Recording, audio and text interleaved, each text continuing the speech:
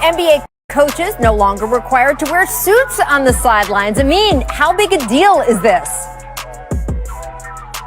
This is a huge deal for Stan Van Gundy. All that grassroots marketing and campaigning, trying to get people to change their minds about it. It finally worked, Stan. You did it. You did this, Stan. Congratulations. Sinead, do you think it takes anything away? Normally we like them to be suited and booted. I was going to say, does it take anything away or you like it? No, I like this. I mean, usually you walk in for the fans to see your swag, but nah, this time around, let them just wear normal outfits.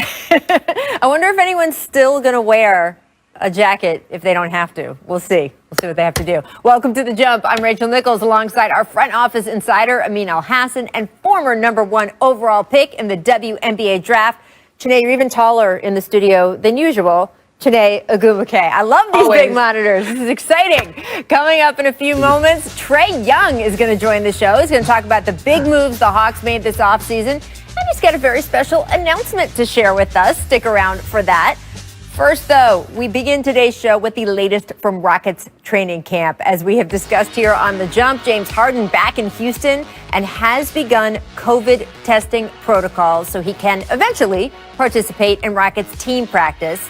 He was, of course, absent for the start of training camp in places like Atlanta for Lil Baby's birthday party, reportedly sighted around Las Vegas for his own party. I don't know. It's reported, of course, that he would like to be traded out of Houston to a, quote, contending team. Meanwhile, the Rockets have continued to make alterations to their roster. Of course, the huge trade with Russell Westbrook going to Washington for John Wall, adding Boogie Cousins, adding Christian Wood. And Tillman Fertitta got on CNBC yesterday, the Rockets owner, and said, "We've done nothing but gotten better in the offseason." So Sinead is an H-Town native. Do you buy Fertitta's comments?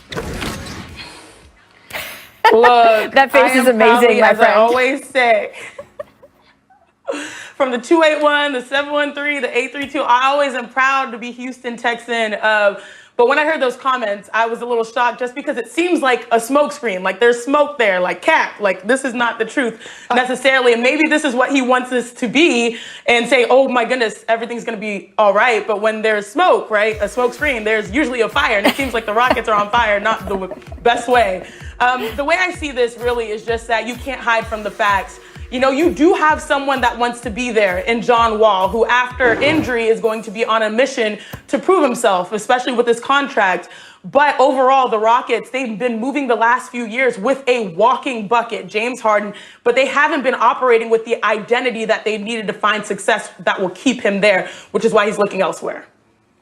To be fair, Rachel, that longer conversation in that interview, he says a lot of the right things about how James wants to win a championship and how Tillman hopes that it's going to be in Houston where they think they have a chance to do that. And that's all the good kind of cleanup talk you do. That's what you say in public. Behind closed doors, obviously, is a different story. But to say that this team got better, I mean, either you're delusional or you're just really bad at lying. Either way, that doesn't help. You don't need to go that far. He could have stopped at just, hey, we want to win a championship. James wants to win a championship. We'll get it done. But to say that out loud just indicates a complete unnecessary understanding of what's happening. When you think about trading Russell Westbrook, an all-NBA player, who you gave up 8 billion first-round picks to get a year later for a guy who hasn't played in 2 years, and you got 1 first-round pick for that in compensation. There's no way you could tell me that's an upgrade. Even if John Wall is the John Wall that we remember from 2 years ago, he's still not as good as Russell Westbrook is right now. Sinead, we haven't had you on since the trade, Wall and Westbrook. As a Houston native, how do you feel?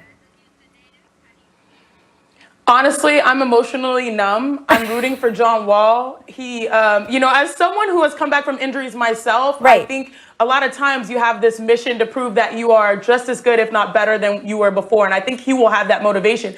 And really, given what he's gone through recently, a fresh start is good for him. But overall, for the organization, a lot of the moves, I feel like we're trying to just attach ourselves to value, not necessarily a mission or an identity. Because for the last few years, we've been centered upon analytics and shooting more threes and going in isolation. But as a team sport where teams win through collaboration, that's sort of where we've let the numbers do the talking instead of the players. And I think that's all James has said. Like, I want a voice in how this thing moves forward. So it is frustrating to witness, but I do think John Wall still provides value in the NBA. We'll see how far he defies expectation. And we'll see how long it takes him, right? We saw with Paul George, Gordon Hayward, guys who miss a significant amount of time. Even if they can stay healthy through the next season when they come back, they're not quite always themselves right away. But John's had more time off than most. We'll have to see how that affects him. I wanted to get to the other side of the whole Rockets-Nets equation because Kevin Durant spoke to the media today, and he was, of course, asked about James Harden. Take a look at this. We all know all these James Harden rumors are out there. And he's been your teammate in the past. What do you think about him and what he might bring if they were to trade for him? I don't think about James Harden at all. I mean, he doesn't play on our team. I mean, I don't think about him. I don't think about him. I mean, I just don't. Where's the best landing spot, Harden, then, long term? Do you think it is Brooklyn? Do you think it's Philadelphia? Or do you think it's best for him to stay in Houston?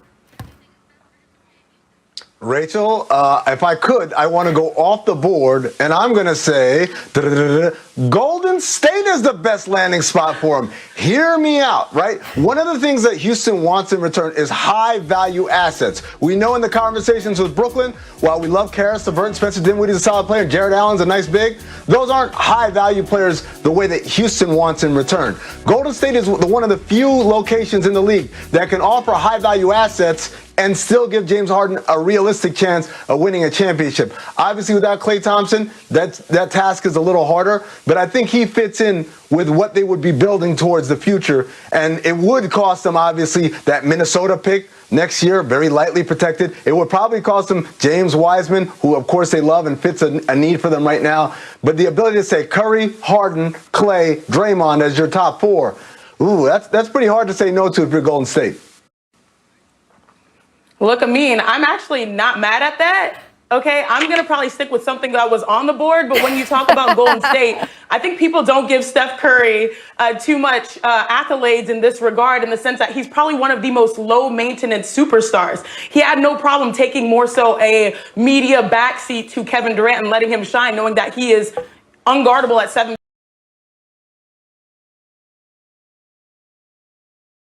feet and one of the best offensive players in the game. So I'm not mad at you, Amin. I will say, though, when it comes to James Harden, I think it's been clear that the Rockets, there are many attempts to find a partner in crime for James Harden. Like, that time has expired, unfortunately. And plus, with fairly new ownership, a new GM, he needs a partner in crime. And I think now that the Nets are like a no-go, or I forgot who it was. Like, I don't know that woman. Was it J-Lo? Right. I think stuff like Mariah Carey once said that to J-Lo. Right. That's the vibes that I get watching that. It was Mariah Carey. Seeing big picture here, I think the 76ers could be really interesting considering his former GM is there and Daryl Morey. Plus, that gives him a good chance to win, contend. And I do like the idea of James Harden and Joel Embiid together, because Joel Embiid will give you, 23 and 12 in the paint. And James can give you 30 from the perimeter. Now, I know there will have to be a sweetener. I don't know if you can keep all the players in Philly, but I do see that working in Philly, James and Joel tag teaming. Even though Golden State, that was off the board, I'm not mad at it. I am looking at the 76ers and also Meek Mill's Instagram, since we're already talking musicians. Absolutely. Well, there's a video clip of the woman giving like a deposition or something, and she's like, I'm sorry, I do not know that man. I do not know that man. And that's It's what I heard Kiki today. Palmer. Right. This man. It's Kiki Palmer. Shout out to Kiki. But Rachel, I do want to point out something. We mentioned Houston as a possibility. I think that thing is burnt. And this is very similar to what happened in Minnesota a few years ago, 2 years ago, however, 100 years ago now with this pandemic, with Jimmy Butler.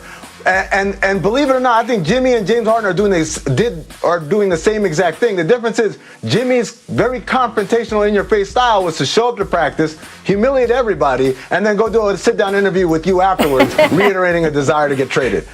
James is not confrontational like that. His way is to not show up, but then very publicly show why he's not showing up. It's not because he's working out at some gym somewhere. It's because he's going out and partying. He's making it clear to the Houston Rockets, who foolishly announced, we're prepared for things to get uncomfortable. Ladies and gentlemen, this is what uncomfortable looks like.